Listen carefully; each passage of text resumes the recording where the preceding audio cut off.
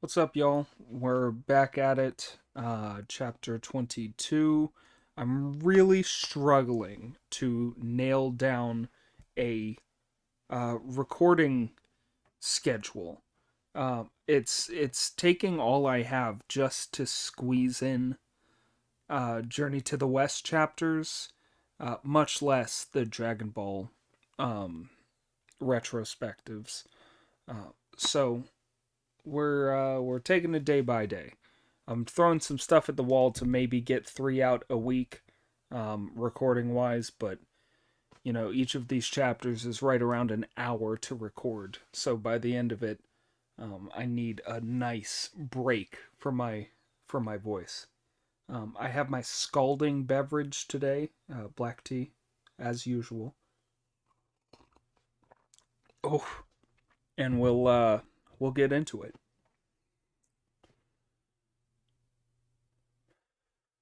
Chapter 22. Pig fights a great battle in the flowing sands river. Moxa obeys the Dharma and wins Friar Sand over.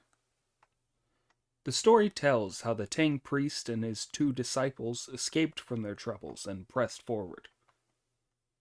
Before long, they had crossed the Yellow Wind Ridge and were heading west across a plain. The time passed rapidly, and summer gave way to autumn. Cold cicadas sang in molting willow trees, and the great fire star sank below the western horizon. As they were traveling one day, they saw the mighty waves of a great river boiling and raging. "Disciple," called out Sanzong from his horse, "do you see that broad river in front of us? Why are there no boats on it, and how are we going to get across?" "Those are really terrible waves," said Pig when he saw the river, "and there aren't any boats to ferry us over." Monkey sprang into the sky, shaded his eyes with his hand, and looked. "Master," he said with horror, "we're in big trouble here. I can cross a river like this with a twist of my waist, but I'm afraid you'll never be able to cross it in 10,000 years." "How wide is it then?" Sanzong asked. "I can't see the other bank from here." "About 300 miles," Monkey replied. "How can you be so sure of the distance, brother?" Pig asked. "These eyes of mine can see what's happening 350 miles away in daytime," Monkey replied. "When I took a look from up in the air just now, I couldn't make out the length of the river, but I could see that it was a good 350 miles wide." Depressed and worried, Sanzong reined in his horse and noticed a stone tablet beside the river. The 3 of them went to look at it, and they saw the words "Flowing Sands River" inscribed on it in the ancient curly style. On the base of the tablet were 4 lines in the standard script. 300 miles of flowing sands, 3,000 fathoms of weak water, on which a goose feather will not float, and the flower of a reed will sink. As the 3 of them were looking at this tablet, they heard the waves make a roar like a collapsing mountain, and a most hideous evil spirit emerged from the water. A head of matted hair, as red as fire, a pair of staring eyes, gleaming like lamps, an indigo face, neither black nor green, a dragon's voice, like drums or thunder. On his body a cloak of yellow goosedown, tied at the waist with white creeper. 9 skulls hung around his neck, and in his hands was an enormous staff. The monster came to the bank in a whirlwind and rushed straight at the Tang priest. Monkey picked Sanzong up at once, turned, and made off up the high bank. Pig dropped his carrying pole, grabbed his rake, and struck at the evil spirit, who parried the blow with his staff. Each of them showed his prowess on the banks of the flowing sands river, and it was a fine battle. The nine-pronged rake and the ogre-quelling staff, two men fighting on the banks of the river. One was the great commander, Tian Peng, the other the banished curtain-lifting general. They used to meet in the Hall of Miraculous Mist, but now they were locked in ferocious combat. The rake had dug deep into clawed dragons. The staff had defeated tusked elephants. When either was held defensively, it was rock solid. In attack, they cut into the wind. While one clawed at head and face, the other never panicked or left an opening. One was the man-eating monster of the flowing sands river. The other was a believer, a general cultivating his conduct. The pair of them battled on for 20 rounds, but neither emerged as the victor. The great sage, who was holding on to the horse and looking after the luggage after carrying the Tang priest to safety, became worked up into such a fury at the sight of Pig and the monster fighting that he ground his teeth and clenched his fists. When he couldn't hold himself back no longer, he pulled out his cudgel and said, "Master, you sit here and don't be afraid. I'm going to play with him." Ignoring Sanzang's pleas for him to stay, he whistled, jumped down to the side of the river, and found that the fight between Pig and the ogre was at its height. Brother Monkey swung his cudgel and aimed it at the ogre's head, but the ogre made a lightning turn and plunged straight into the river. Pig was hopping mad. "Nobody asked you to come, elder brother," he said. "That ogre was tiring and he could hardly fend my rake off. With few more rounds I would have captured him, but you gave him such a fright that he ran away, damn it."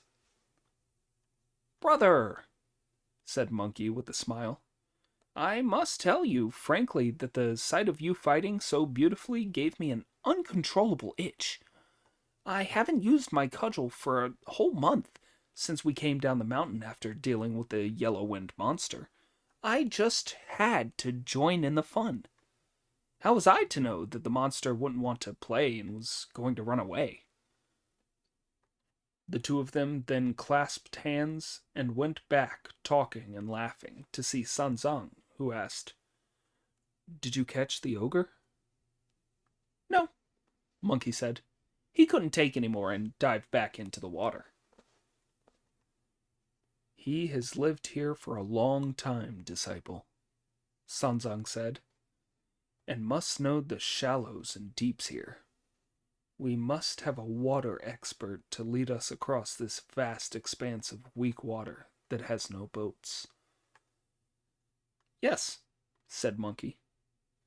"As the saying goes, what's near cinnabar goes red, and what's next to ink turns black. As that ogre lives here, he must be a water expert, so if we catch him, we shouldn't kill him. We should make him take you across water, master, before finishing him off."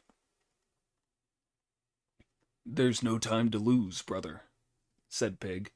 "You go and catch him while I look after the master." "This is something I can't talk big about," said Monkey with a smile. "I'm not all that good at underwater stuff. Even to walk underwater, I have to make a magic hand movement and recite a water-repelling spell before I can move. The only other way I can get about there is by turning myself into a fish, a shrimp, a crab, or a turtle. I can manage any strange and wonderful magic on a mountain or in the clouds that you can do, but when it comes to underwater business, I'm useless." When I was commander of the Milky Way, the heavenly river in the old days, said Pig, I had a force of 80,000 sailors, so I know a bit about water. But I'm afraid that he might have generations of clansmen down there, and that would be too much for me. If they got me, we'd be in a real mess. You go into the water and start a fight with him there, said Monkey. Don't fight hard, and don't win. You must lose and lure him out. Then I can finish him off for you. Very well then, I'll be off, said Pig. After stripping off his brocade tunic and removing his shoes, he swung his rake in both hands and made his way into the water, where the tricks he had learned years back enabled him to go through the waves to the riverbed, across which he advanced. The ogre had now recovered his breath after his earlier defeat, and when he heard someone pushing the waters aside, he leapt to his feet to look. Seeing that it was Pig brandishing his rake, the monster raised his staff and shouted at him. Where do you think you're going, monk? Watch out and take this. Pig warded off the blow with his rake and replied, Who are you, evil spirit, and why are you blocking the way? You may not realize who I am, the monster replied, but I'm no fiend, demon, ghost, or monster, and I don't lack a name either. If you're not a fiend, a demon, or a monster, then why do you live here taking life? Tell me your name truthfully, and I'll spare your life. I, the monster replied, have had a divine essence since childhood, and have wandered all over heaven and earth. I've won glory among the heroes of the world, and brave knights have taken me as their model. I traveled at will over countries and continents, going where I liked in lakes and seas. To study the way, I went to the edge of the heavens, and I roamed the wastes in search of teachers. In those days I had a cassock and an alms bowl, and I kept my mind and spirit well controlled. I traveled the earth by cloud some dozen times, visiting everywhere on 100 journeys. The immortal I finally managed to find led me along the great and shining way. First I gathered mercury and lead. Then I let go of the mother of wood and metal's father. The kidney water behind my brow entered my mouth, and the liver fire in my windpipes entered my heart. With 3,000 accomplishment won, I bowed to the heavenly continents. Piously I worshipped him in his glory. The great Jade Emperor then promoted me to be the general who lifts the curtain. I was honored within the southern gate of heaven. Supreme before the hall of miraculous mist, at my waist was hung the tiger tally. In my hand I held my demon-quelling staff. My golden helmet shone like sunlight. On my body gleamed a suit of armor. I led the escort for the emperor's carriage, always took precedence when he entered or left court. But then the queen mother gathered the peaches and invited all the generals to feast at the jade pool. I carelessly smashed some jade and crystal, to the horror of all the heavenly gods. The Jade Emperor, in his terrible fury, put his hands together and fumed to the vice premier. My hat and armor were removed, and I was stripped of office, then marched to the place of execution. Then, to my good fortune, the great barefoot immortal stepped forward to ask for my reprieve. Death was commuted. I was allowed to live in exile on the east bank of the flowing sands river. When well fed, I sleep in the river waters. When hungry, I burst through the waves in search of food. If a woodcutter meets me, his life is finished.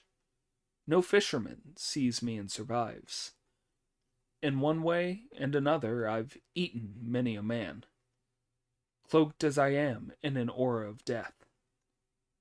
As you've dared to come to make trouble at my gates, my belly has something to look forward to today. No matter if you're coarse and don't taste good, when I've caught you, I can cut you up for salted mince. Pig was extremely angry to hear this, and he replied, "You're completely blind, wretch. I can catch bubbles in my fingers, so how dare you say I'm so coarse you'll cut me up for salted mince? So you take me to be a very well-cured side of ham? Don't be impudent. Take a dose of this rake." When the monster saw the rake coming at him, he did a phoenix nod to avoid it. The two of them fought their way up to the surface of the water, where each of them trod on the waves as they struggled in a combat that was even fiercer than their previous one. The curtain-lifting general and Marshal Tian Peng. Each gave a splendid show of magic powers. The ogre-quelling staff wheels around on the head. The 9-pronged rake is swift in the hand. As they leap on the waves, they shake hills and rivers, darkening the world as they push the waters aside, as terrible as the disaster star striking banners and pendants, as frightening as lifting the canopy off the Death Star. One was the loyal defender of the Tang priest. The other, a criminal, was an ogre of the waters. Where the rake struck it, left 9 scars. When the staff smote, all the souls were scattered. Cheerfully fighting for all they were worth, they put all their hearts into the combat. Although he is only a pilgrim fetching scriptures, his unrestrained anger bursts against the sky. Such was the chaos that the fishes lost their scales, while the soft shells of terrapins were crushed. Red prawns and purple crabs all lost their lives, and all the gods of the water palace prayed to heaven. The only sound was thunder of crashing waves. Sun and moon were dark, to the horror of earth and sky. They battled on for 4 hours, but the issue was still undecided. It was as if a brass pan was fighting an iron brush, or a jade chime was competing with a golden bell. The great sage, who was standing beside the Tang priest to guard him, watched the fight on the water with longing, unable to do anything. Then Pig fainted with his rake, pretended to be beaten, and made for the eastern bank with the ogre rushing after him. When he had almost reached the bank, Monkey could hold himself back no longer. Abandoning his master, he sprang down to the river's edge with his cudgel in his hand, and took a swing at the ogre's head. Not daring to face him, the monster went straight back into the river. "Protector of the horses," Pig shouted, "you impatient ape! You should have taken it a bit more slowly and waited till I'd drawn him up to the high ground, then cut him off from the riverbank. Then he wouldn't have been able to go back and we'd have caught him. But now he's gone back in. He'll never come out again." "Don't shout, idiot," Monkey said with a smile. "Don't shout. Let's go back and see our master." When Pig reached the top of the bank with Monkey, Sanzong bowed to him and said, "You've had a tough time, disciple." "I wouldn't say that. Pig replied. But if we'd captured that evil spirit and made him take you across the river, that would have been the perfect solution. How did your battle with the evil spirit go? Sanzong asked. He's as good as me, Pig replied. When I pretended to be beaten in the fight, he chased me to the river's edge, but then he saw Elder Brother waving his cudgel, so he ran away. So, what are we going to do? Sanzong asked. Relax, Master, said Monkey. There's no need to worry. It's getting late, so you'd better sit on the bank while I go and bake some food. When you've eaten that, you can go to sleep, and we can decide what to do tomorrow morning. Good idea, said Pig. Be as quick as you can. Monkey leapt up on his cloud, went due north to a house where he begged some food, and came back to give it to his master.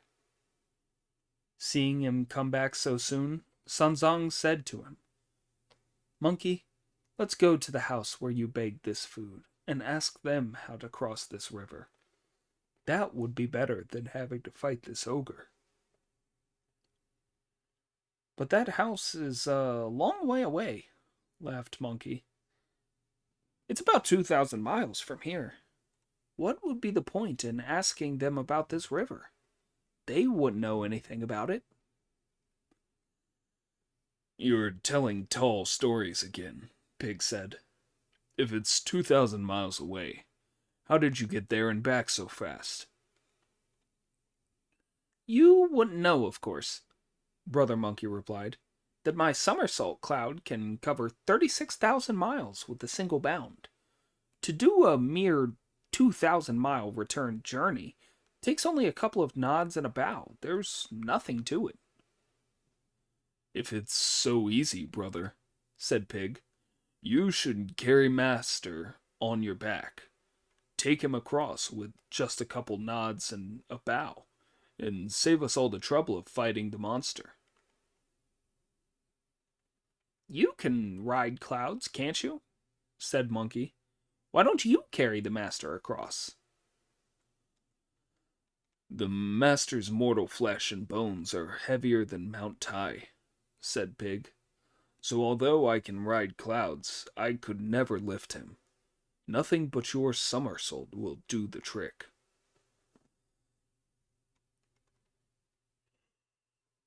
My somersault is the same as cloud riding, Monkey said, except that it takes you further. I'm no more able to carry him than you are. As the old saying goes, Mount Tai is as easy to move as a mustard seed, but a mortal cannot be dragged away from the earthly dust. When that other poisonous monster of a fiend made a magic wind, I could only move the Master by dragging and tugging him along the ground. Of course, I can do tricks like that, and all the other ones, like making myself invisible or shrinking land. But although our Master cannot escape from the sea of suffering, he wants to go to a foreign land, so he finds every inch of the way heavy going. All we can do is escort him and see that he comes to no harm. We can't undergo all that suffering on his behalf, nor can we fetch the scriptures for him. Even if we went ahead to see the Buddha, he wouldn't give the scriptures to you or me. After all, if we could get them that easily, we'd have nothing to do. The idiot accepted everything Monkey said. Then they ate some plain rice without any vegetables, after which the three of them went to sleep on the eastern bank of the flowing sands river. Monkey, said Sanzong the next morning, what are we going to do about it today? There's nothing for it but to send Pig back under the water, Monkey replied. You're making me go underwater because you want to stay dry, brother, Pig protested. I won't be impatient this time, Monkey said. I'll let you lure him out onto the bank, and then I'll cut him off from the river. That way we'll be bound to catch him. Dear Pig rubbed his face, summoned up his energy, took his rake in both hands, went down to the river, and parted the waters as he went back to the monster's lair once more. The ogre, who had only just woken up, turned to see what was happening the moment he heard the waters being pushed apart. Observing that a rake-wielding pig was upon him, he sprang to his feet to stop him, shouting, "Not so fast, not so fast. Take this!" Pig blocked the blow from the staff with his rake and said, "What do you mean by telling your ancestor to take this from that mourner's staff of yours?" "You know nothing, you wretch," the monster replied, continuing, "Great is the fame of this staff of mine, made from a sala tree on the moon. Wu Gong cut down a branch of it for Lu Ban to work his unrivaled skill. A strip of gold goes right through its heart, and it is set with countless pearls. It is a precious staff, fine for subduing fiends. It could quell all demons when it guarded the heavenly palace. When I was commissioned as High General, the Jade Emperor gave it to me to use. It can be any length I wish, thick or thin, responding to my will. It protected the Emperor at the peach banquets, attended at court in the upper world. When I was at the palace, it met all the sages. When I lifted the curtain, it greeted the immortals. I nurtured it and made it a divine weapon. This is no ordinary earthly arm. When I was sent down from heaven in exile, I roamed at will throughout the world. I do not need to boast about this staff, unmatched by any spear or saber in the world. Look at that rusty rake of yours, only good for farming or growing vegetables." "I'll give you the beating you deserve, damn you," said Pig. "Never mind about vegetable growing. One swipe from it, and you'll have nowhere left to put ointment, because your blood will be pouring out from 9 holes. Even if it doesn't kill you, you'll have tetanus for the rest of your days." The ogre dropped his defensive posture and fought with Pig from the riverbed to the surface of the water. This battle was fiercer than the earlier ones. The precious staff whirled, the deadly rake struck, and no word passed between the two foes. Because the Mother of Wood conquered the medicine measure, the pair of them had to fight each other twice. With no victory and no defeat, the waves were overturned and knew no peace. How could the one hold back his anger? How could the other bear his humiliation? As the staff parried the rake's blows, they showed their prowess.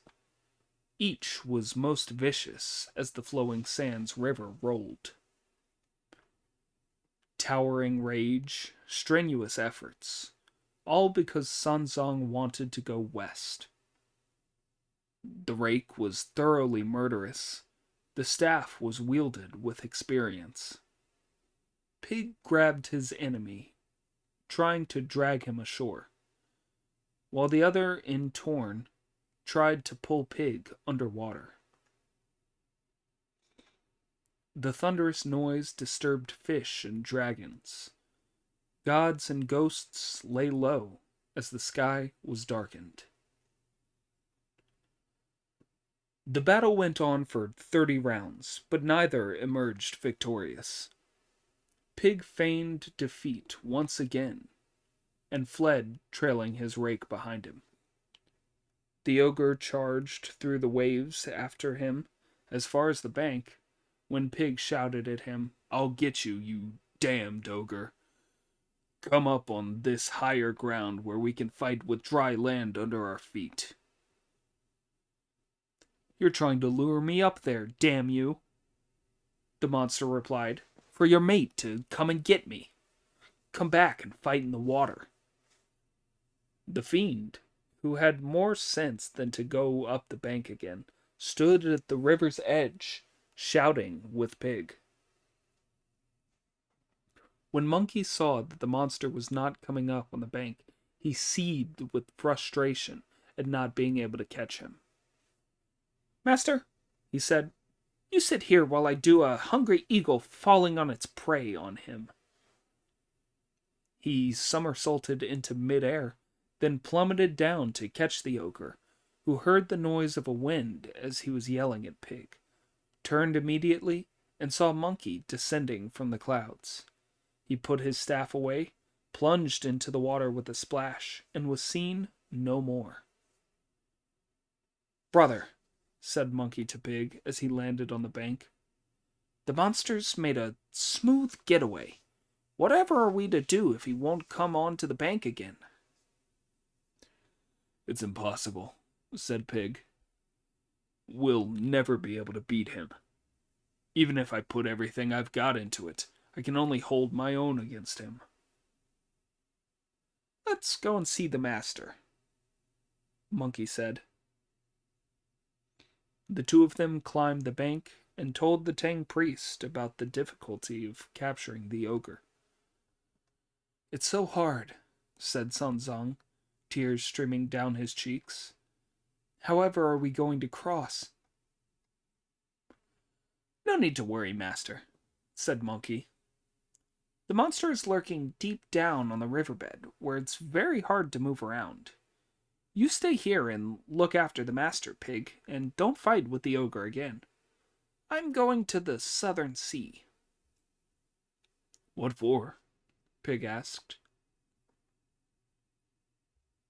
"This whole business of fetching the scriptures was started by the Bodhisattva Guan Yin, and it was she who converted us. Now we are stuck here at the Flowing Sands River. Nobody but she can sort this one out. With her help, we'll be in a stronger position to fight that monster." Wrong voice, that was Monkey. "Yes, yes," said Pig.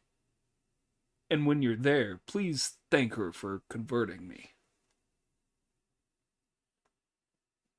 "If you're going to ask the Bodhisattva to come," Sanzong said, "don't waste a moment, and be back as quickly as possible." Monkey then somersaulted on his cloud towards the southern sea, and before an hour was up he saw Potoraka Island. An instant later he landed outside the purple bamboo grove, where the 24 devas came forward to greet him with the words, "Why have you come, great sage?" "Because my master is in trouble," Monkey replied. "I've come for an audience with the Bodhisattva." The deva on duty that day asked Monkey to sit down while he went in to report, whereupon he went into the Tide Cave to announce that Sun Wukong was seeking an audience on business. The Bodhisattva was leaning on a balcony looking at the blossoms in the precious lotus pool with the dragon princess Peng Zhu when she heard the news. She went back in her cloudy majesty, opening the door and summoning Monkey to her presence. The great sage greeted her with grave reverence. "Why aren't you looking after the Tang priest?" she asked. "And why have you come to see me?" "My master won a new disciple at Gao Village, Bodhisattva," Brother Monkey reported. "He's called Zhu Beiji, and also has the Buddhist name Wu Neng, thanks to you. We have now reached the Flowing Sands River, after crossing the Yellow Wind Ridge, but it's 1,000 miles of rural river, and my master cannot cross it. On top of this, there's an evil monster in the water who's a great fighter. And although our pig had 3 great battles with him on the surface of the water, he couldn't beat the ogre, who is still blocking our way and preventing my master from crossing. This is why I've come to see you and ask you in your mercy to help him across. You have revealed your conceit once again, you ape, said the Bodhisattva. Why didn't you tell the monster that you were protecting the Tang priest? We wanted to catch him, Monkey replied, and make him take our master across the river. As I'm not up to much in the water, Pig was the only one who could find the ogre's den, and did all the talking. I expect he never mentioned fetching the scriptures. The ogre of the flowing sands river is the mortal incarnation of the great curtain-lifting general, said Guan Yin, and is a believer whom I converted myself and instructed to protect those who would be coming to fetch the scriptures. If you had told him that you had come from the east to fetch the scriptures, so far from fighting you, he certainly would have joined you. But the craven monster is now skulking in the river, too frightened to come out, Monkey said. So how are we to make him join us, and how is my master to cross the weak water? The Bodhisattva sent for her disciple, Huyan, and produced a red bottle gourd from her sleeve. Take this gourd, she said, and go with Sun Wukong to the flowing sands river. Shout, wujing, awaken to purity, and he'll come out. First, take him to submit to the Tang priest, and then make him thread his 9 skulls on a string, like the sacred palaces. If he puts this gourd in the middle of them, it will make a dharma boat to ferry the Tang priest across the river. In obedience to the Bodhisattva's command, Huyan and the great sage took the gourd from them, from the tide cave and the purple bamboo grove. There are some lines to describe it. The 5 elements were combined with the heavenly immortal, recognizing their master of the old days. They have been sufficiently refined to achieve great things. When true and false are distinguished, origins are seen. When metal joins nature, like joins like. When wood seeks the passions, both are lost. When the 2 earths achieve nirvana, fire and water will combine, and worldly dust be no more. A little later, the pair of them brought their clouds down to land on the bank of the flowing sands river. Recognizing Huyan as Moxa the novice, Pig led his master forward to meet him.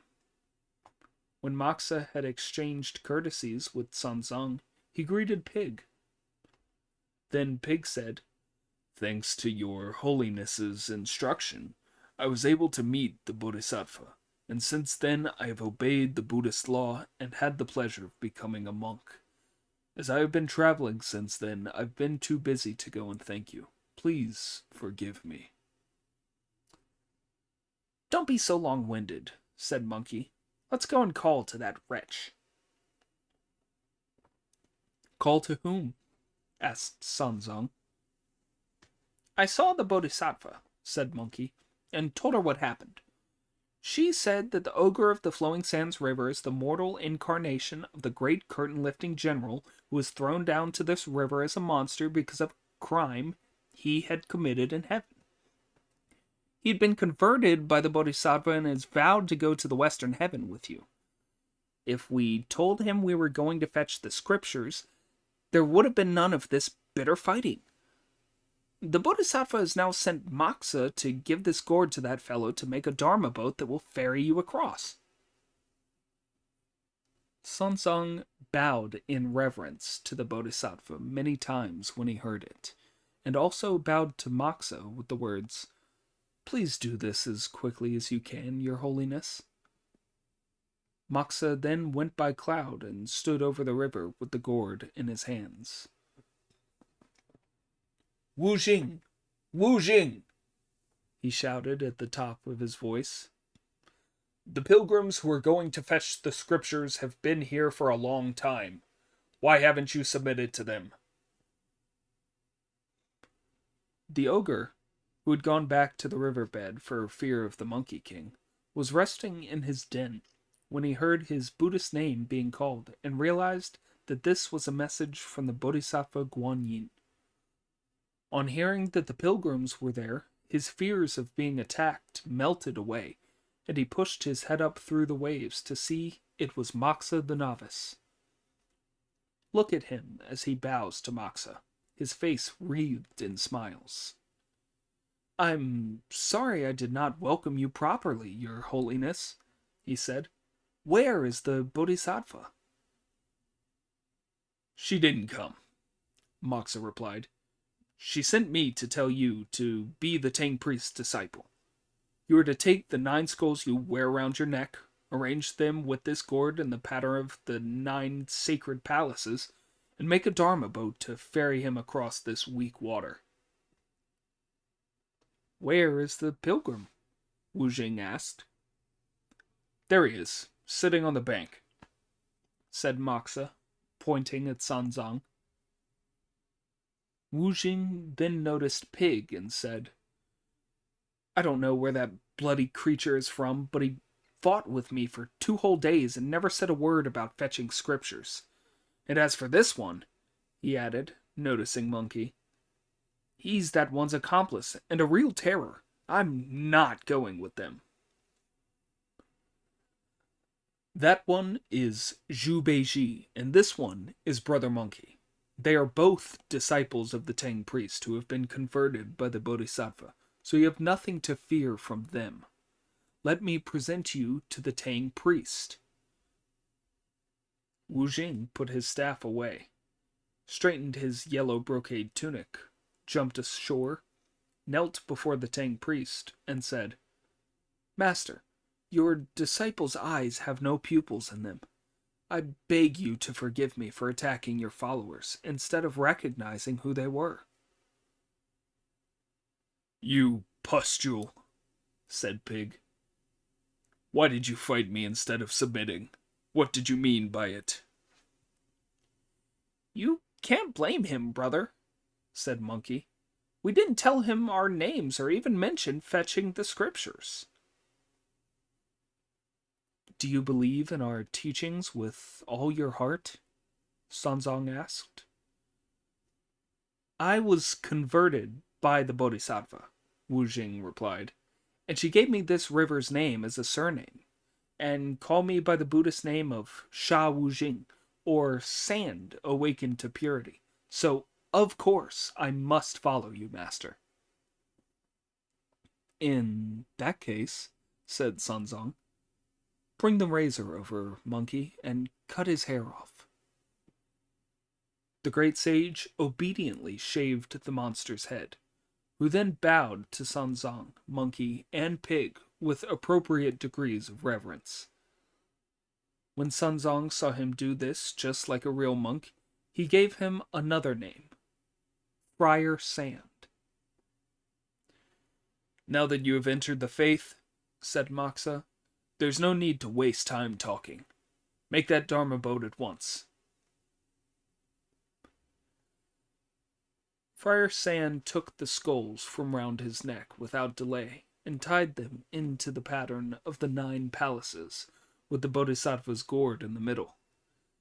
Then he asked Sanzong to board it, and Sanzong found when he sat on it that it was as stable as a small dinghy. Pig and Friar Sand supported him to left and right, while Monkey led the dragon horse through the clouds behind him, and Moxa stood above him on guard. Sanzong thus made a calm and windless crossing of the weak water of the flowing sands river. He moved with the speed of an arrow, and it was not long before he climbed ashore on the other side. He was neither wet nor muddy, and his hands and feet were completely dry. Thus it was that master and disciples trod on dry land again without any trouble. Moxa then landed his cloud and took back the gourd. The 9 skulls changed into 9 gusts of wind and disappeared.